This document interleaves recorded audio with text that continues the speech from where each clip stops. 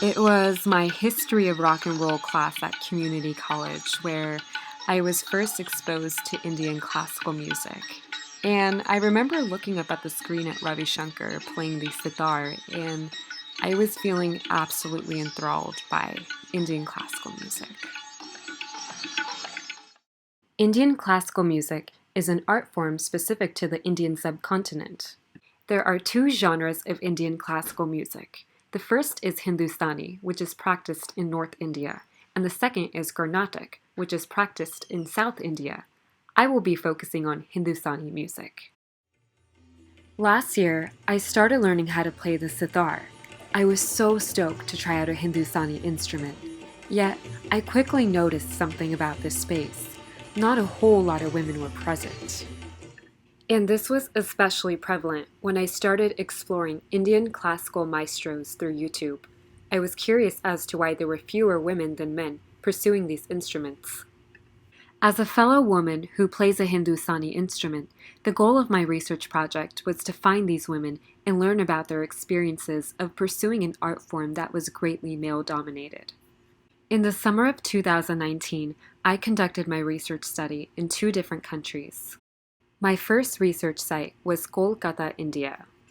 Kolkata was a great place to conduct my research because Indian classical music thrives here. It actually serves as the largest hub of Hindustani music. My second research site was San Francisco. More specifically, the Ali Akbar College of Music. This Indian classical music school was formed during the peak of the psychedelic rock scene in the 60s when the West was first exposed to Indian classical music. Before I went into the field, I knew that Hindustani instrumental music had a masculine element associated with it. In other words, there were more men. Yet when I interviewed my participants, I learned that masculinity took on a whole other role beyond the fact that more men were playing. Female Hindustani instrumentalists were embodying masculinity in attempts to gain status and recognition in this field. Furthermore, masculine characteristics were being perceived as more suitable to play these instruments. In this presentation, I will be discussing four major research findings that highlight the important experiences of the female Hindustani instrumentalist community: play like a man, perceived physical limitations, gendering of the instruments, and social expectations versus individual aspirations. Play like a man. What does it mean to play like a man, especially for a woman who plays a Hindustani instrument? When I asked Devanshi about her experiences of learning from her guru, she told me, "And my Guruji and my father both told me that you have chosen this instrument, so now forget that you are a girl. Exactly, you have to play the way a boy or man plays." There seems to be an existing notion that, in order for Devanshi to succeed as an instrumentalist, she has to play her instrument like the opposite gender would. Playing like a man essentially means to play really good according to the standards of the Hindustani music field. Highly regarded musical qualities such as technical strength, sitting for long periods of time, dedicating a lot of time to riyaz or practice, and powerful hand endurance are all being associated with males. Perhaps this is due to the fact that men have been playing these instruments for centuries and setting the example for instrumental music, whereas women only really started playing in the 20th century. Playing like a woman, then, is being associated with the opposite qualities of playing like a man. In other words, incompetence and weakness. Hence, her mentors tell her to forget that she is a girl in order for her to start playing well. In my interviews, the recurring theme of playing like a man seems to emanate from the notion that men are more powerful and accomplished players. Perhaps these women are encouraged to play like men because they will gain more status. If we look at the history of Hindustani music, women had great status as vocalists and dancers. Yet, their status in instrumental music was non-existent because men traditionally played the instruments. Hence, if female Hindustani instrumentalists play like men, in other words, having masculine characteristics, they might be taken more seriously in this masculine space where they were initially not allowed. It's as if they have to embody manliness in order to be considered more authentic and have an opportunity of making it in the field of Hindustani instrumental music. Perceived physical limitations. How difficult is it for women to embody manliness while playing traditionally male instruments? You cannot continue playing instruments for so long during your pregnancy, which is sad. With boys, they're fine, they don't have such limitations. But in terms of instruments, because of the weight, sitting for so long, the body structure, our structure, it's different. We women cannot just sit and play all the time. It makes you feel uncomfortable. So I think these are the limitations that we women have. If we look at Hindustani musical instruments, the majority of them are quite large. One is required to sit in unusual poses on the ground for long periods of time, and the process of actually playing these instruments is a whole other story. Devanshi is essentially making a statement that it is much more difficult for women than men to play Hindustani instruments. This is due to the female body structure, which is being perceived as a limitation. For instance, when she mentions the discontinued playing during pregnancy, an instrument like the sarod is meant to be held tight against one's chest and stomach, yet a pregnant woman does not have that option. Hindustani instrumental music is of course challenging for both women and men, but men are viewed as handling this challenge better due to lacking physical limitations.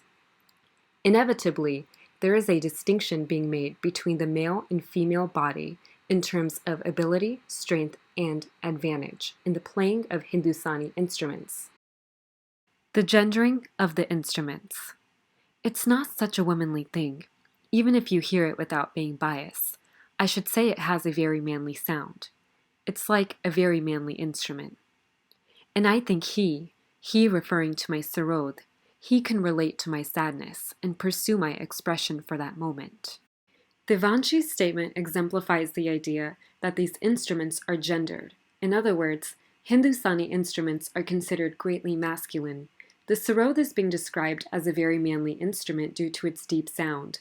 Furthermore, as Devanshi discussed earlier, the perceived physical limitations of the female body further supports the idea that these instruments are viewed as masculine.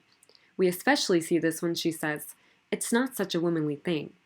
Additionally, when she describes the process of expressing herself through her sarod, she refers to the instrument as a he. This goes to show that the gender of the typical player of Hindustani instruments, a man, is being extended to the instrument.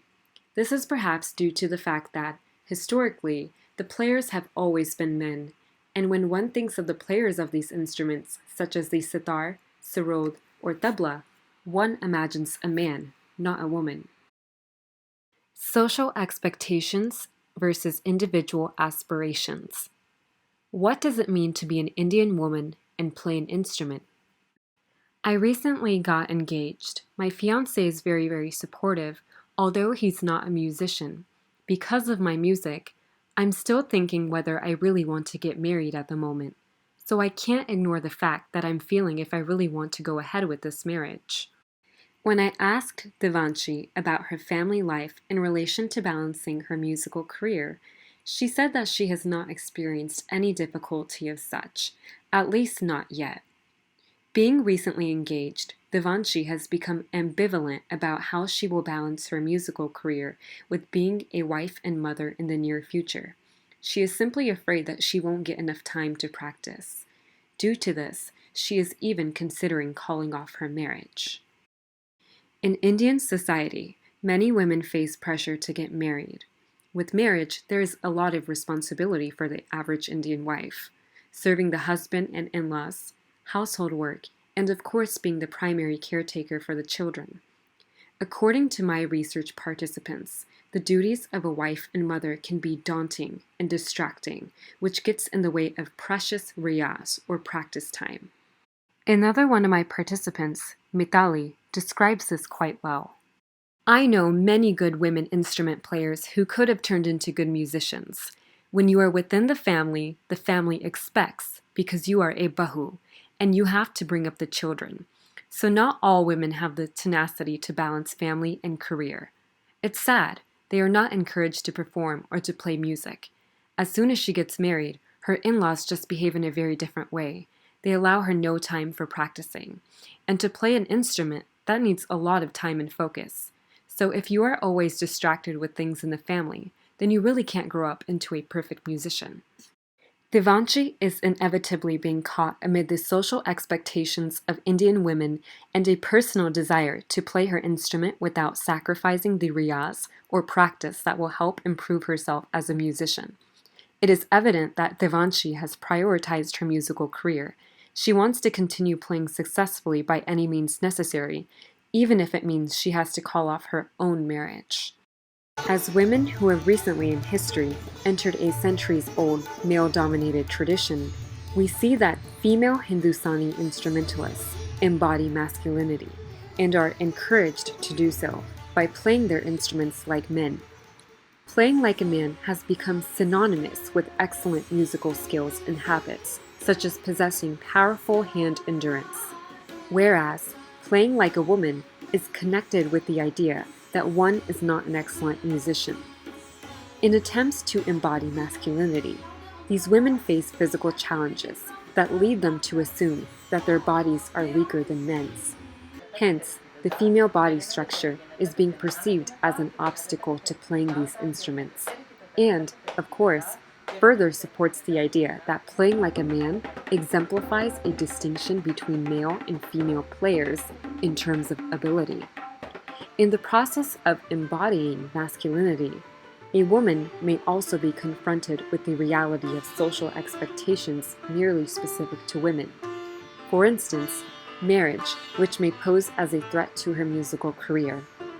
Essentially, female Hindustani instrumentalists are trying to adapt themselves to this masculine art form.